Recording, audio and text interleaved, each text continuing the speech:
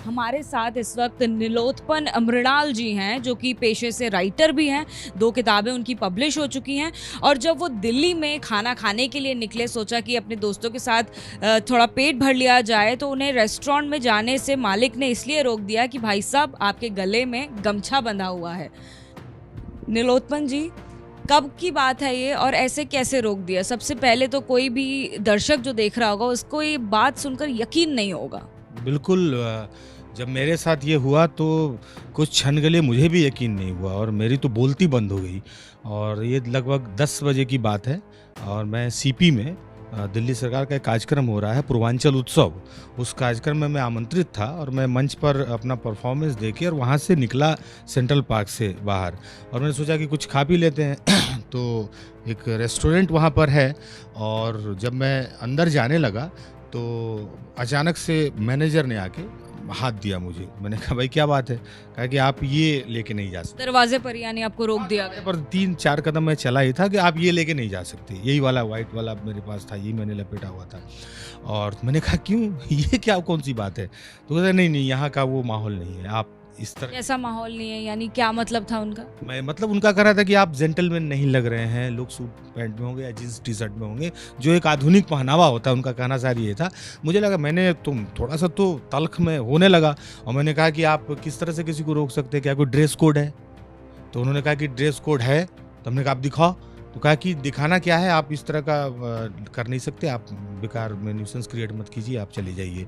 मैंने कहा नहीं, मैं तो खाऊंगा ही, क्योंकि उस वक्त मुझे लगा कि रेस्टोरेंट में बैठ के खा लेना ही मेरी जीत है, मेरे पहनावे की जीत है। लेकिन बाद में मुझे महसूस हुआ कि आखिर ये व्यक्ति ने मुझ में जो हीन भावना भर दी कि मैं गमछा लेके जा रहा हूँ, तो यह एक मतलब आप कह सकते कि आप पिछड़ेपन का प्रतीक है। तो मेरा कहना है कि इस तरह की मानसिकता, इस मानसिकता का विरोध होना ही चाहिए। मैंने बहुत जीरा भी किया, उसके बाद मैं जबरन घुसा भी। खाना खाने में विजयी हो पाए? हाँ, नहीं नहीं, वो तो मैंने किया ही, क्योंकि मैंने बताया ना कि मुझे तभी तत्काल लगा ना कि यही मेरी जीत है। ये मुझे कह रहा है कि मैं नहीं जाने दूंगा और मैं कह रहा हूं कि मैं जाऊंगा अंदर, तो मुझे तत्काल लगा कि यही मेरी जीत है। लेकिन उसके बाद मेरे दिमाग में यही बात आई ना कि आखिर अगर ये मेरे साथ ऐसा कर रहा है, जबकि मैं इस बात के प्रति सजग हूं, मैं एक साहित्यकार हूं, मैं रोज देश दुनिया घूम रहा हूं, बड़े बड़े मंचों पर जा रहा हूं और संयोग से इनसे बड़े होटलों में जा रहा हूं, यही गमछा लेके जा रहा हूं, ठीक है।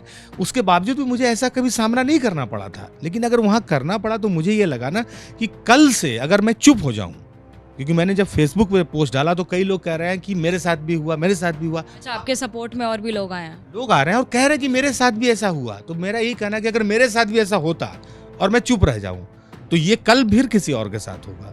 तो इस मानसिकता के विरुद्ध जरूर ये सूचना जानी चाहिए लोगों के बीच में कि अभी भी आपके बीच में ऐसे लोग हैं जो आपके पहनावे से आपको आंकते हैं और आपको पिछड़ेपन का टैग लगा के कहते हैं कि आप यहाँ से बाहर जाओ, यहाँ आप नॉट अलाउड।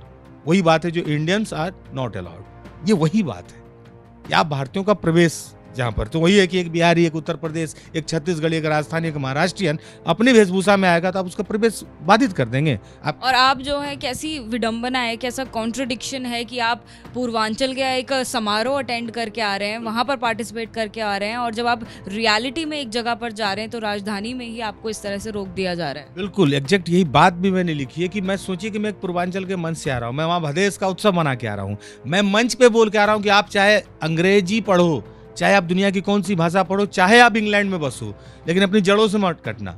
अपना भोजन, अपनी वेशभूषा, अपनी भाषा, इनके प्रति सजग रहना, इसको बचाए रखना। और ये बात बोल के तालियां बजवा के मैं मंच से उतरा हूँ, मेरा ही वेशभूषा खतरे में पड़ गया। तो एक अंग्रेजी में बड़ा ही फेमस फ्रेज है दैट डोंट जज a book by its cover. तो उस बात पर गौर कीजिए, जो इंसान है उसको उसकी क्वालिटीज पर जज कीजिए, क्या पहनावा है इसको भूल जाइए। एबीपी न्यूज़ भी आपसे अपील करेगा कि इंसान की इंसानियत को देखिए, ना कि उसके वेशभूषा पर जाइए। ये है एबीपी न्यूज़, आपको रखे आगे।